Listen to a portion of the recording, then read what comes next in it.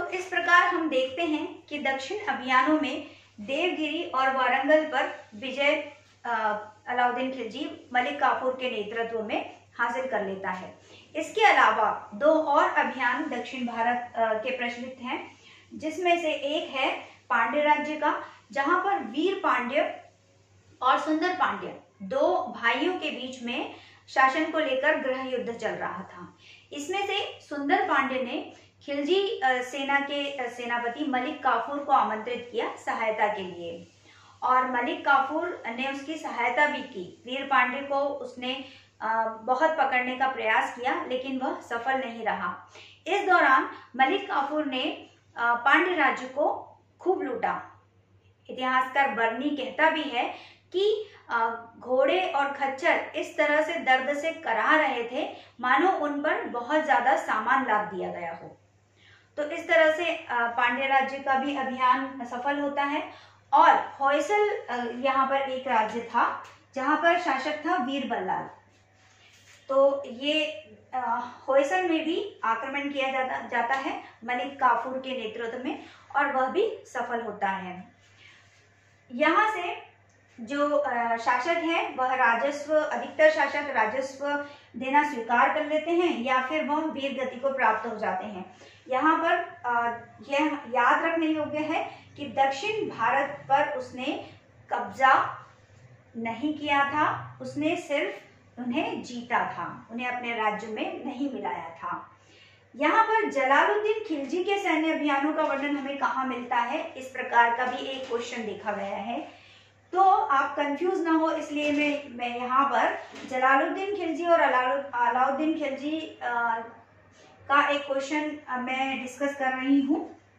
जलालुद्दीन खिलजी के सैन्य अभियानों का वर्णन हमें अमीर खुसरो के मिफ्ताह-उल-फतह में मिलता है, और अलाउद्दीन खिलजी के सैन्य अभियानों का वर्णन हमें कहाँ पर मिलता है, हम पहले ही डिस्कस कर चुके हैं, खज़ाइन-उल-फुतूह में।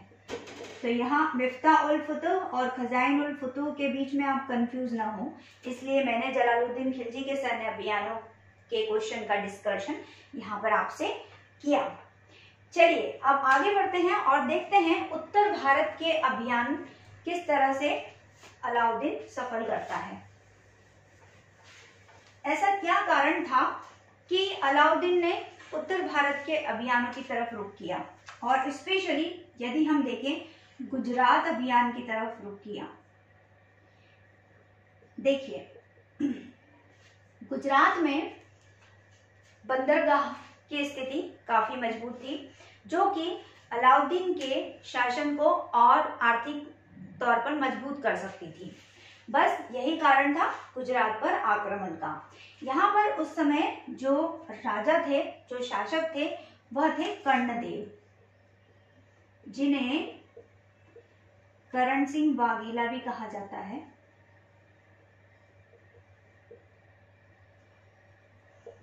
तो यह क्वेश्चन बनता है कि गुजरात अभियान के दौरान गुजरात का शासक या हिंदू शासक कौन था, तो वह था करण सिंह वाघेला। दूसरा, गुजरात अभियान 1299 में शुरू करता है, यानी 1299 में खिलजी इस पर आक्रमण करते हैं, और यहाँ से जो राजा कर्णदेव है वह भागकर कहाँ चले जाते हैं। हमने जब दक्षिण अभियान पढ़े थे तो हमने डिस्कस किया था कि देवगिरी के राजा रायचंद्र उसे शरण दे देते हैं और उसे एक भिन्न प्रदेश भी दे देते हैं, जहां पर वह एक छोटा सा प्रदेश उसे दे देते हैं जहां पर वह शासन कर रहा होता है अपनी पुत्री देवल रानी के साथ। तो 1299 में आक्रमण किया जाता है गुजरात पर राजा कर्णदेव के शासनकाल में। राजा कर्णदेव देवगिरी में शरण लेते हैं भागकर, और इस तरह से एक और नेतृत्व किसने किया था, उलुग खां व नुसरत खां। इस क्वेश्चन को हम डिस्कस कर चुके हैं पहले कि कौन से खान विश्वसनीय सेनापति थे।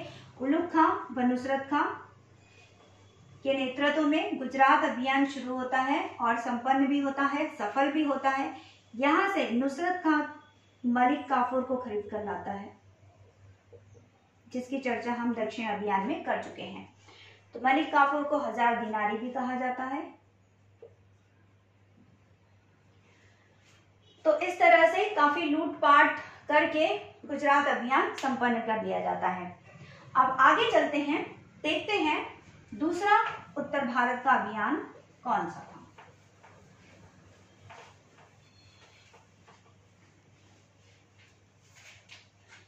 यहाँ पर एक बात और याद रखने लायक है कि गुजरात में लोथल बंदरगाह जो सिंधु घाटी सभ्यता के दौरान भी आर्थिक स्थिति को मजबूत करने में काफी सहयोगी रहा था।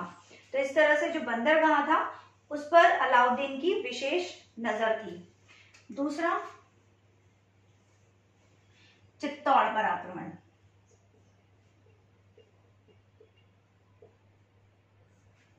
चित्तौड़ पर आक्रमण 1303 में होता है, लेकिन इसके पहले हम बात करते हैं रणथंभौर की।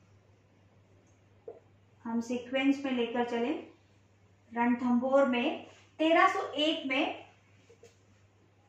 किसके शासनकाल में, यह भी याद रखना है आपको, हमीर देव के शासनकाल में, राजा हमीर देव के शासनकाल में उत्तर भारत में रणथंभौर पर आक्रमण होता है। आप यहाँ लोकेशन देख सकते हैं, रणथंभौर दिल्ली के और यहाँ पर चित्तौड़ के पास।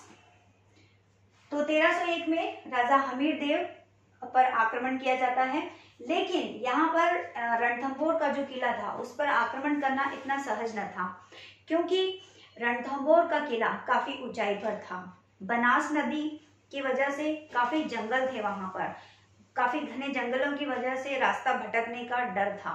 तो इसलिए रणथंभौर पर आक्रमण करने के लिए अलाउद्दीन खिलजी 1 वर्ष तक घेरा डाले रहा, लेकिन सफल नहीं रहा। ऐसा कहा जाता है कि राजा हमीर देव के मंत्री ने इनसे धोखा करके और अलाउद्दीन खिलजी के साथ मिल गया और इस प्रकार वह रणथंभौर के दुर्ग को पार करने में सफल होते हैं। तो इस तरह से रणथंभौर पर राजा हमीर देव पर आक्रमण किया जाता है और राजा हमीर देव भी जो है राजस्व देने के लिए तैयार हो जाता है। तो इस प्रकार रणथंभौर का आक्रमण संपन्न होता है। उसके बाद है चित्तौड़। चित्तौड़ में 1303 में आक्रमण होता है।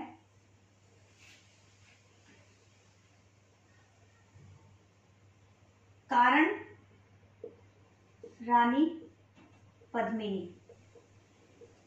ऐसा कहा जाता है कि राणा रतन सिंह के एक मंत्री ने अलाउद्दीन खिलजी को जाकर यह सूचना दी थी कि यदि आपने रानी पद्मिनी को नहीं जीता तो फिर क्या जीता। यानी वह इतनी सुंदर थी कि उसे जीतना तो बनता ही था अलाउद्दीन खिलजी को। बस एक तो ये कारण कहा जाता है, ये सत्य है या असत्य है, इसमें अभी भी इतिहासकारों के बीच में मतभेद है। और दूसरा कारण यह है कि जो यहाँ का दुर्ग था, चित्तौड़ का दुर्ग, वह बहुत ही शक्तिशाली था। तो एक कारण ये भी था कि दुर्ग पर आक्रमण इसीलिए करना चाहता था अलाउद्दीन। यहाँ पर काफी समय तक घेरा डालकर अलाउद्दीन खिलजी बैठा रहता है। उसके बाद दोनों के बीच में मुठभेड़ होती है। यहाँ पर है शासक राणा रतन सिंह। राणा रतन सिंह काफी बहादुरी से लड़ते हैं, लेकिन वह अंत में केसरिया कर लेते हैं। केसरिया का अर्थ है कि जब शासक को ऐसा, हिंदू शासक या राजपूत शासकों को ऐसा लगने लगता था कि अब उनकी हार सुनिश्चित है, तो वह केसरिया पगड़ी बांधकर और अपनी अंतिम सांस तक युद्ध लड़ते थे और वीर गति को प्राप्त हो जाया करते थे। तो इस तरह से राणा रतन सिंह केसरिया कर लेते हैं और जो रानी पद्मिनी है वह जौहर कर लेती हैं। जौहर प्रथा उस समय पर राजपूतों में काफी प्रचलित थी। यहाँ अलाउद्दीन खिलजी के दौरान हमें 2 स्थानों पर जौहर प्रथा के उल्लेख मिलते हैं। तो जौहर में जो रानी होती थी, शासक की जो महारानी होती थी, वह शासक के पराजित हो जाने पर, वह वीर गति के प्राप्त हो जाने पर वह भी अग्निकुंड में आत्मसमर्पण कर दिया करती थी। तो इस तरह से जौहर कर लिया रानी पद्मिनी ने, और राणा रतन सिंह ने केसरिया कर लिया। और इन दोनों की ये जो केसरिया और जौहर है, इसे शाका कहा जाता है। तो यह भी याद रखने योग्य फैक्ट है, शाका। तो इस तरह से चित्तौड़ का अभियान संपन्न होता है। राणा रतन सिंह मारे जाते हैं, वीर गति को प्राप्त हो जाते हैं और रानी पद्मिनी जौहर कर लेती है। चित्तौड़ में 1303 में आक्रमण होता है और चित्तौड़ के दुर्ग पर अलाउद्दीन खिलजी, ये है चित्तौड़, यहाँ पर आप मैप में देख सकते हैं। अलाउद्दीन खिलजी चित्तौड़ पर विजय प्राप्त कर लेता है चित्तौड़ के दुर्ग पर, और उसका नाम बदलकर खिजराबाद रखता है अपने पुत्र खिज्र खां के नाम पर। खिज्र खां पुत्र के नाम पर, और खिजराबाद का शासन खिज्र खां को सौंपकर वह दिल्ली लौट जाता है। तो इस तरह हम देखेंगे कि चित्तौड़ पर अलाउद्दीन खिलजी के ही नेतृत्व में आक्रमण होता है, और गुजरात और रणथंभौर में उलुग खां और नुसरत खां के नेतृत्व में आक्रमण होता है। यहाँ पर एक क्वेश्चन बनता है कि किस अभियान में, उत्तर भारत के किस अभियान में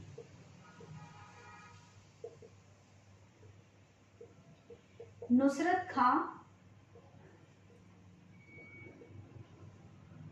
की मृत्यु हो जाती है? तो रणथंभौर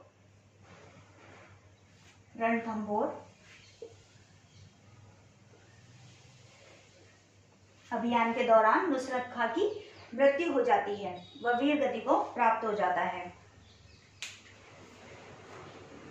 अब आइए देखते हैं मारवाड़ में क्या चल रहा था इस समय पर। तो मारवाड़ में भी 1308 में क्या हम दो अभियान ले लेते हैं, एक तो है मारवाड़ 1308 और एक है मालवा 1305। ये दो अभियान छेड़े जाते हैं 1305 और 1308 में। मालवा की जो विजय है उसमें नेतृत्व करता रहता है आइनुल मुल्क। आइनुल मुल्क, यह ध्यान रखने योग्य है क्योंकि आइनुल मुल्क ही ने सिर्फ एक नेतृत्व किया था मालवा का। और मारवाड़ में राजा शीतलदेव थे, राजा शीतलदेव। तो राजा शीतलदेव पर भी आक्रमण होता है, वह पराजित हो जाते हैं, उनकी हार हो जाती है। और मालवा में भी लगभग मालवा को भी विजित कर लिया जाता है और अपने शासन में मिला लिया जाता है। इसके अलावा एक और राज्य था जालोर। जालोर में भी 1311 में काननदेव यहाँ का शासक था। उसके नेतृत्व कृष्णदेव भी कहा जाता है इसे। तो काननदेव के शासनकाल में यहाँ पर जालोर को भी विजित कर लिया जाता है अलाउद्दीन खिलजी के द्वारा। तो इस प्रकार उत्तर भारत अभियान भी अलाउद्दीन का संपन्न होता है। डॉक्टर आशीर्वादी लाल श्रीवास्तव जी कहते हैं कि अलाउद्दीन ऐसा पहला शासक था, ऐसा पहला तुर्की मुसलमान था जिसने उत्तर भारत में हिमालय से लेकर दक्षिण भारत में कन्याकुमारी तक के प्रदेशों को विजित कर लिया था और अपना प्रभुत्व स्थापित कर लिया था। उसके निरंकुश शासन को जनता स्वीकार कर चुकी थी। अब एक क्वेश्चन लिख लेते हैं, सही सुमेलित कीजिए।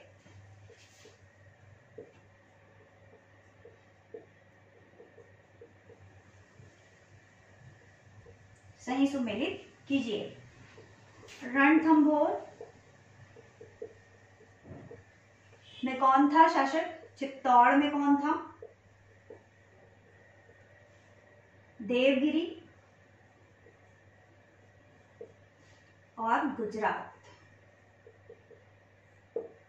देवगिरी, चित्तौड़, रणथंभौर और गुजरात।